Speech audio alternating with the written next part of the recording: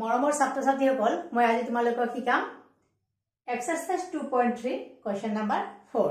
মই ইয়াৰ আগৰ ক্লাছত কোৱেশ্চন নম্বৰ 1 2 আৰু কোৱেশ্চন নম্বৰ 3 আলোচনা কৰিছো তো কোৱেশ্চন নম্বৰ 4 টো চোৱা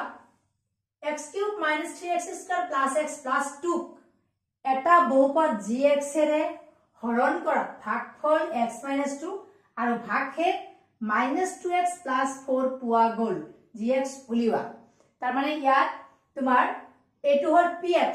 বহুপদটো ধৰিব লাগিব এটো হল px এটো gx টো তুমি উলাব লাগিব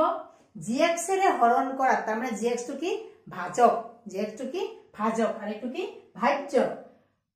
ভাগফল দিয়া আছে আৰু ভাগশেষ দিয়া আছে তো লিখা ধৰা হল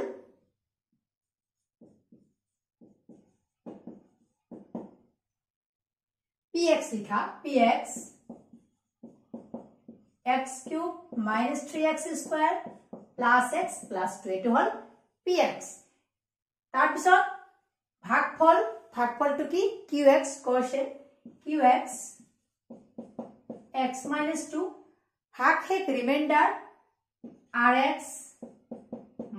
2x + 4 তাৰ পিছত লিখা আমি কি জানো ভাজ্য সমান ভাজক পূৰণ ভাগফল যোগ ভাগশেষ আমি কি জানো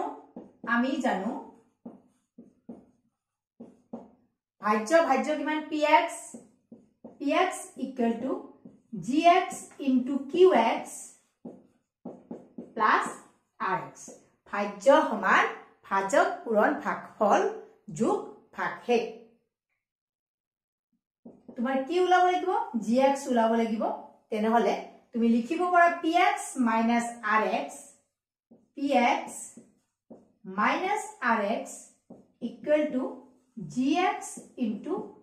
qx ওলাব লাগিব gx তাৰ মানে কি gx টো কি হ'ব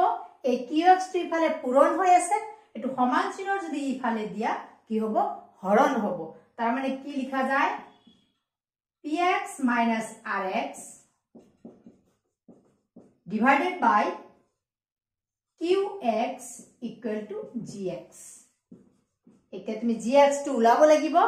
gx টো px এর মান বহাই দিয়া rx এর মান বহাই দিয়া qx এর মান বহাই দিয়া ইয়াৰ তলত লিখা ইয়াৰ পিছত লিখা px এৰ মানটো বহাই দিবা ইয়াৰ তলতলে লিখা px টো কি x³ - 3x² + x + 2 তাৰ পিছত -rx rx টো এটা দ্বিপদ ৰাখি সেই কাৰণে কি কৰিব লাগিব বন্ধনীৰ ভিতৰত লিখিব লাগিব -2x + 4 তাৰ পিছত ডিভাইডেড বাই qx টো লিখি দিয়া x - 2 এটো সমান কি হ'ব gx এতিয়া যে কোনোবাই gx টো ইফালে লিখে তথাপি কি শুদ্ধ একে কথা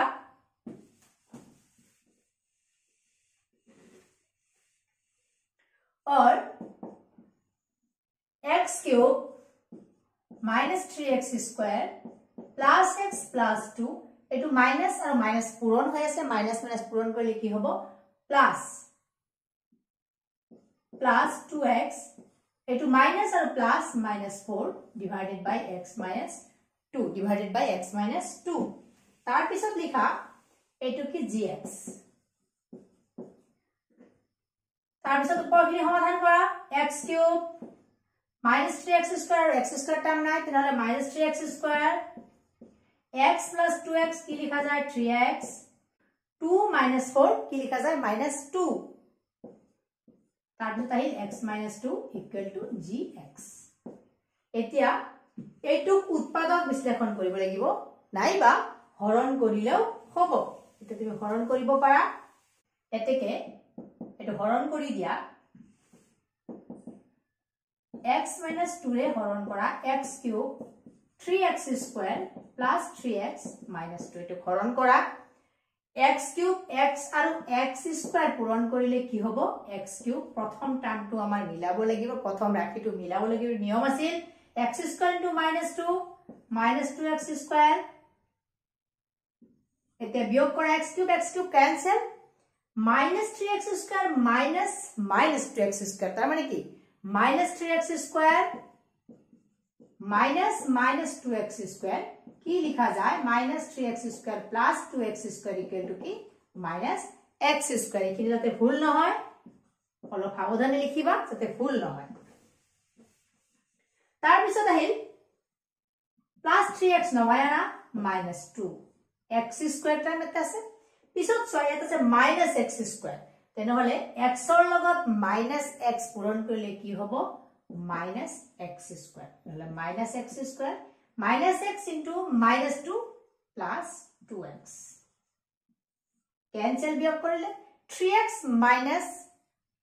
প্লাস 2x তাৰ মানে কি 3x মাইনাস 2x কি পাবা x মাইনাস 2 এতে কিমান বাৰ যাব প্লাস 1 টাইম এক বাৰ যাব x minus 2 1 into x 1 into minus 2 তাৰ মানে কি পালা তুমি 0 পালা তাৰ মানে কি gx ৰ মানটো কি হ'ব x square minus x plus 1 হেখত লিখি দিয়া এতে কে তলত লিখি দিয়া এতে কে gx সমান x square minus x plus 1 তলত লিখি দিয়া ইয়াৰ তলত লিখি দিয়া এতে কে gx equal to x square minus x plus 1 তো তোমালোকৰ যিখিনি বেসিক কনসেপ্ট ভালকে জানিব লাগিব যেহেতু এইবাৰৰ পৰা মেট্ৰিক পৰীক্ষা এনেকে প্ৰশ্ন ডাইৰেক্ট প্ৰশ্ন নাহিব পাৰে সিলেবাসত দিয়া আছে তো যিখিনি মূল বিষয়বস্তু বেসিক যিখিনি হিখিনি তোমালোকৰ যিকোনো চেপ্টাৰৰে নহওক কিয় ভালকে জানিব লাগিব তো মই ক্লাস বিলাক দি থাকিম তোমালোকে নোটস খিনি কৰি থাকিবা আৰু যদি কিবা বুজা নাই কমেন্টছত লিখিব পাৰা যদি তোমালোকে মোৰ চেনেল সাবস্ক্ৰাইব কৰা নাই সাবস্ক্ৰাইব কৰিবা যাতে পিছৰ ক্লাসখিনি তোমালোকে ভালদৰে পঢ়িব পাৰা আজিলৈ ইমানে ধন্যবাদ